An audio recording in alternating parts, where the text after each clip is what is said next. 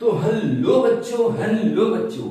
तो आज हम आ चुके हैं केमिस्ट्री चैप्टर नंबर 3 जिसका नाम है मेटल एंड नॉन मेटल। इससे पहले वाली वीडियो में हमने देखा था चैप्टर नंबर 4 के कार्बन एंड कंपाउंड के जितने भी इंपॉर्टेंट क्वेश्चंस थे जो बोर्ड एग्जाम में आ सकते हैं या आ सकते छोड़ो वो ही आएंगे। तो बेटा आज हम फिर से लेके आए चैप्टर नंबर 3 के इंपॉर्टेंट शॉर्ट आंसर्स। तो देखिए भैया ये क्या है। सबसे पहले पहला क्वेश्चन यहां पे अराइज होता है, why the metals does not evolve hydrogen gas when treated with nitric acid except Mn and Mg। अगर मैंगनीज और मैग्नीशियम को छोड़ दिया जाए तो बाकी के जो मेटल्स होते हैं वो हाइड्रोजन गैस इवॉल्व क्यों नहीं करते। तो बेटा ध्यान से सुनिए, यहां पे देखिए जो HNO3 है डेट मींस जो नाइट्रिक एसिड है वो बिहेव्स करेगा as a strong oxidising agent. अभी लिख लो अपनी कॉपी में as a strong oxidising agent. बेटा स्ट्रॉन्ग ऑक्सीडाइजिंग एजेंट की तरह बिहेव करेगा और यहाँ पे जो गैस निकलेगी डेट इज हाइड्रोजन, वो उसको ऑक्सीडाइज करके किसमें कन्वर्ट कर देगा, H2O में, वाटर में। समझ आया। दूसरा क्वेश्चन देखिए, give the reaction involved during the extraction of zinc from its ore। बेटा ये लिख लो, ओर वाला क्वेश्चन आना कंपलसरी है, ये ही आएगा जिसमें रोस्टिंग ऑफ जिंक ओर या फिर कैल्सिनेशन वर्ड लगा है रोस्टिंग। इसको आज एक ट्रिक से समझते हैं, डेट इज SRM। जो मेटल्स सल्फाइड के फॉर्म में पाए जाते हैं उनके प्रोसेस क्या लगने वाली है, रोस्टिंग लगने वाली है। और रोस्टिंग में क्या किया जाता है बेटा, मेटल सल्फाइड को in the presence of oxygen heat किया जाता है ताकि वो मेटल ऑक्साइड में कन्वर्ट हो जाए और बाद में हम रिडक्शन प्रोसेस की मदद से उससे मेटल्स को निकाल लेते हैं। तो देखो इसकी रिएक्शन थोड़ी सी समझ लेते हैं। यहां पे जो रोस्टिंग है जिंक की, डेट मीन्स जिंक सल्फाइड को हीट कर रहे हैं हम in the presence of oxygen, तो किसमें कन्वर्ट हो जाएगा, ZnO प्लस, साथ ही साथ कौन सी गैस निकलेगी, that is sulphur dioxide SO2। और बेटा नेक्स्ट स्टेप है, जब हम इस पर रिडक्शन लगाएंगे तो ZnO को कार्बन एलिमेंट के साथ ट्रीट किया तो यहाँ पे Zn अलग और साथ ही साथ में कार्बन मोनोऑक्साइड देखने को मिलेगी। यहां से हमें मेटल जिंक मिल गया। सिमिलर कैल्सिनेशन को भी देख लेते हैं।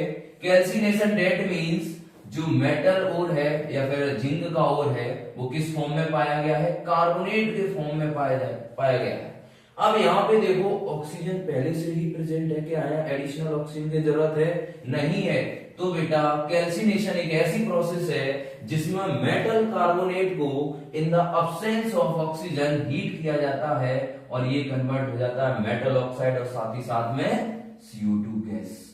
अब आगे तुम्हें पता है क्या करना है, आगे मेटल ऑक्साइड को उठाओ और कार्बन के साथ ट्रीट कर दो और साथ ही साथ में तुम्हें क्या मिल जाएगा, मेटल मिल जाएगा और CO कार्बन मोनोऑक्साइड देखने को मिलेगी। इतनी बात समझ आई तो इसी बात पे एक लाइक सब्सक्राइब जरूर करना बेटा, ये बहुत इंपॉर्टेंट है हम लोगों के लिए, हम सब फ्री में कर रहे हैं बेटा, बस एक सब्सक्राइब कर दीजिए। तो अगले क्वेश्चन पे आते हैं, so the formation of MgO and CaCl2 magnesium oxide and calcium chloride का स्ट्रक्चर देखो कैसे बनता है, यहां पे देख लेते हैं इसको भी। देखिए यहाँ पे MgO मैग्नीशियम 12 नंबर पे आता है, डेट मींस इस पे 2 इलेक्ट्रॉन होंगे, हमने क्रॉस से दिखा दिए। ऑक्सीजन डेट मींस 8 नंबर पे आता है, इसके आउटर मोस्ट सेल में कितने इलेक्ट्रॉन है, 6 इलेक्ट्रॉन है, हमने इसको डॉट से दिखा दिया। ये कुछ ऐसे बेटा, यहां से इलेक्ट्रॉन ट्रांसफर हो रहे तो क्या Mg पे चार्ज आ जाएगा प्लस का 2 और ऑक्सीजन पे चार्ज आ जाएगा माइनस का 2। ऐसे ही सिमिलर बेटा कैल्शियम क्लोराइड का बना सकते हो, ठीक, पहले आगे देखिए नेक्स्ट क्वेश्चन है, a metal A which is used in thermite process when heated with oxygen gives an oxide B which is an amphoteric oxide। amphoteric oxide का मतलब है दल बदलू। ऐसे ऑक्साइड्स बेटा जो एसिड और बेस दोनों की तरह बिहेव करें, अगर उनके साथ एसिड आ जाए तो खुद बेस बन जाए, अगर बेस के साथ कर दो तो वो खुद एसिड बन जाए, ऐसे ऑक्साइड को क्या बोलते हैं, amphoteric oxide, mainly aluminium oxide और जिंक ऑक्साइड के बारे में तुमने सुना भी होगा। आइडेंटिफाई ए एंड बी, जो ए और बी है उसको आइडेंटिफाई करिए और उनकी रिएक्शन बेटा HCl और NaOH के साथ करिए। तो थोड़ा सा ऊपर का हम रेज कर दे रहे हैं, यहां पे समझिए, देखो कैसे होगा ये सब। ये भैया रेज कर दिया। अब देखो यहां पे मेटल ए है और बेटा वो एम्फोटेरिक ऑक्साइड बना रहा है और साथ ही साथ में लिखा है thermite process, that means metal क्या होगा, एल्यूमिनियम, उसको हमने हीट किया किसके साथ, ऑक्सीजन की प्रेजेंस में। देखो लिखा है विथ ऑक्सीजन, तो यहां से क्या बन जाएगा Al2O3। कोई समस्या? आगे देखिए फिर लिखा है आइडेंटिफाई ए एंड बी, तो बेटा ए हो गया तुम्हारा ये और बी हो गया ये। अब बी को उठाना है और HCl के साथ रिएक्ट कराना है, Al2O3 की रिएक्शन HCl के साथ कराओ और Al2O3 की रिएक्शन किसके साथ करानी है, ये रिएक्शन करानी है NaOH के साथ। अब देखिए भैया ये one of the important reaction है चैप्टर नंबर 3 की, डेट इज बेटा एम्फोटेरिक ऑक्साइड की एसिड के साथ और बेस के साथ रिएक्शन। अब देख लो क्या होगा, यहां पे बन जाएगा AlCl3 और प्लस H2O।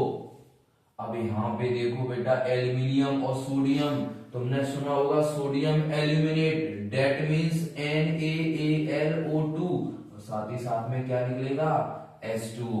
अब यहां पे देख लो एक ऑक्सीजन है तो -2 चार्ज है, लेकिन 2 है तो -4। अब आगे भी +4 होना चाहिए, सोडियम पे तुम्हें पता है +1 और इस पे +3, +4 और -4 बैलेंस है, दैट मींस ये हमारा जो फॉर्मूला बन के आया वो एकदम करेक्ट है। उसके बाद आता है आयनिक एंड कोवलेंट कंपाउंड क्या होते हैं। सबसे पहले आयनिक बॉन्ड या फिर कोवलेंट बॉन्ड के बारे में सुनो। ऐसे बॉन्ड जो कंप्लीट ट्रांसफर ऑफ इलेक्ट्रॉन से बनते हो या जिसपे प्लस और माइनस चार्ज आ जाता हो उसको क्या बोलेंगे, आयनिक बॉन्ड। जिसमें इलेक्ट्रॉन्स कंप्लीट ट्रांसफर हो जाते हैं, जैसे NaCl का एग्जांपल, Na पे एक एक्स्ट्रा होता है, इसको एक की जरूरत है, डेट मींस इनके बीच में जो बॉन्ड बनेगा डेट इज आयनिक। समझ आया? कर दो फिर। अब देखो दूसरा है कोवलेंट। कोवलेंट का मतलब होता है ऐसा बॉन्ड जो म्यूचुअल शेयरिंग ऑफ इलेक्ट्रॉन से बने, जैसे बेटा तुमने सुना होगा CCl4 कार्बन टेट्राक्लोराइड। बेटा जब इसका स्ट्रक्चर बनाओगे तो तुम्हें दिखेगा ये अपना एक इसके साथ इलेक्ट्रॉन शेयर कर रहा है, बाद में ये भी इसका एक इलेक्ट्रॉन ले लेता है, डेट मींस आपस में शेयरिंग करके ये बॉन्ड बना रहे हैं, तो इसको क्या बोलेंगे, कोवलेंट बॉन्डिंग बोलेंगे या फिर कोवलेंट कंपाउंड बोलेंगे। अब ये देखो क्वेश्चन नंबर 5 को हमने समझ लिया, क्वेश्चन नंबर 6 पे आते हैं, पढ़िए इसको। An element A reacts with water, कोई एलिमेंट ए है वो वाटर के साथ रिएक्ट कर रहा, कंपाउंड बी बना रहा है, which is used in white washing, that means वो ए जो होगा एलिमेंट वो क्या होना चाहिए, कैल्शियम होना चाहिए। जब इसकी रिएक्शन हमने पानी के साथ कराई तो हमें क्या देखने को मिलेगा, कैल्शियम हाइड्रोक्साइड देखने को मिलेगा और साथ ही साथ में एक गैस लिबरेट होगी, डेट इज हाइड्रोजन। अब देखिए आगे, the compound B on heating forms an oxide C. हमने बी को फिर से उठाया, बी को फिर से उठाया तो हमें क्या मिला, और जैसे ही हमने इसको हीट दी तो हमें एक ऑक्साइड देखने को मिला और साथ ही साथ में क्या देखने को मिला, H2O वाटर। आगे लिखा है फॉर्म्स एन ऑक्साइड सी, ये क्या हो गया, सी हो गया। Which on treatment with water gives B. अगर बेटा सी को फिर से उठाते हैं और पानी के साथ ट्रीट कर दें तो हमें देखने को क्या मिल जाएगा, compound B again, that means CaOH का whole twice. Identify A B C, बेटा तुम्हारे सामने है, A calcium, B calcium hydroxide and C है कैल्शियम ऑक्साइड। बेटा इसी प्रकार के क्वेश्चंस आने हैं और यही आने हैं। अभी और देखो इसके आगे क्वेश्चंस हम बताते हैं, तब तक के लिए ये क्वेश्चंस बेटा नोट। क्वेश्चन नंबर 6 के बाद अब हम लोग आते हैं क्वेश्चन नंबर 7 पे। पहला क्वेश्चन नंबर 7 पढ़ते हैं। During extraction of metals electrolytic refining is used to obtain pure metals. Extraction के समय बेटा हम क्या करते हैं, इलेक्ट्रोलाइटिक रिफाइनिंग को यूज करते हैं ताकि हमें प्योर फॉर्म में मेटल मिल जाए। इसमें पहला क्वेश्चन पूछा गया, which material will be used as a anode and cathode for the refining. बेटा one of the important question है, एनोड और कैथोड पे क्या यूज होगा, तो याद कर लो, एक ट्रिक बता दूं, सीपी तुमने मैथ्स में पढ़ा होगा, cost price, that means cathode पे हमेशा क्या होगा, एक प्योर मेटल की स्ट्रिप लगी हुई मिलेगी, या फिर तुम्हें जो प्योर मेटल है वो बेटा कहां देखने को मिलेगा, कैथोड पे। On the other hand anode पे क्या होगा बेटा, इम्प्योर मेटल या फिर ओर को यहाँ पे तुम देखोगे। सजेस्ट द सुटेबल इलेक्ट्रोलाइट, जिस मेटल की रिफाइनिंग कर रहे हो, बेटा यहाँ पे मेटल देखो, कोई बोला गया सिल्वर, यस, तो बेटा तुम कोई सा एक सिल्वर का सॉल्ट ले लो, डेट मीन्स तुम सिल्वर सल्फेट ले सकते हो, सिल्वर नाइट्रेट ले सकते हो। अब आगे, in this electrolytic cell where do we get pure silver after passing electric current. अभी हमने बताया था सीपी, डेट मीन्स जो प्योर फॉर्म में सिल्वर होगा वो हमें कहां देखने को मिलेगा, वो हमें मिलेगा बेटा कैथोड पे। चलो भैया कैथोड तब तक आगे देखते हैं। Why thermite reaction is known as thermite welding? One of the most important question।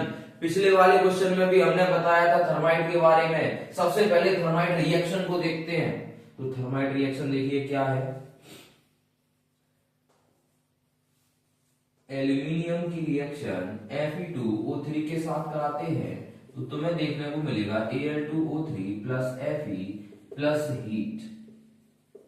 जब बेटा एल्यूमिनियम Fe2O3 के साथ रिएक्ट किया तो Al2O3 मिला, यहाँ पे Al2O3 कैसा है, ऑक्साइड है, एम्फोटेरिक ऑक्साइड है, और साथ ही साथ में तुम्हें क्या मिला, आयरन मिला इन मोल्टन स्टेट।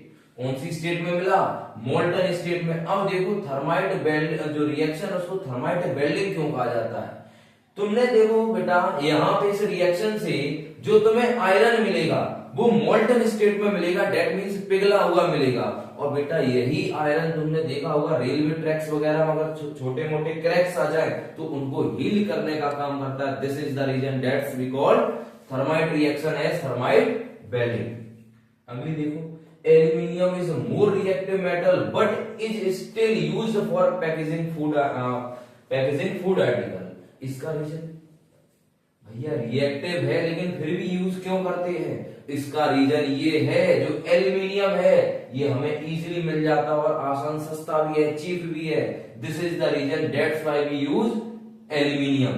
या फिर दूसरा रीजन भी है, एल्यूमिनियम जो होता है वो गुड कंडक्टर होता है हीट का, इस वजह से भी हम बेटा इसको फूड पैकेजिंग में यूज करते हैं। Last but not least, define the term metallurgy ore and minerals. देखो बेटा मेटलर्जी से एक क्वेश्चन आना ही आना तय है। सबसे पहले डेफिनेशन देख लो, the process by which the extraction of metal is occur is known as metallurgy. एक ऐसी प्रोसेस जिस वजह से या जिसमें मेटल्स का एक्सट्रैक्शन हो उसको क्या बोलेंगे, मेटलर्जी बोलेंगे। अब देख लो ओर और मिनरल्स क्या होते हैं। मिनरल्स का मतलब जो हमें डायरेक्टली अर्थ क्रस्ट से मिले, नेचुरली मिल जाए, उनको हम क्या बोलेंगे, मिनरल्स बोलेंगे। लेकिन और क्या है, ऐसे minerals, these are those minerals whose extraction are profitable and convenient.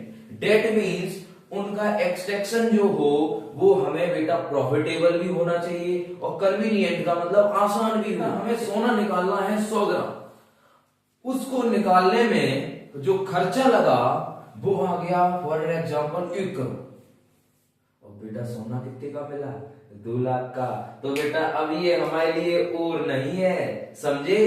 तो और का मतलब क्या होता है, ऐसे मिनरल्स जिनका एक्सट्रैक्शन प्रॉफिटेबल भी हो और कन्वीनियंट भी हो। ठीक है बेटा, हम लोग बहुत मेहनत कर रहे हैं आपके लिए, लेकिन आप मेहनत नहीं कर रहे हो, समझ गए किसमें, लाइक एंड सब्सक्राइब ठोक डालो बेटा अभी। ठीक है, मिलते हैं अगले वीडियो में।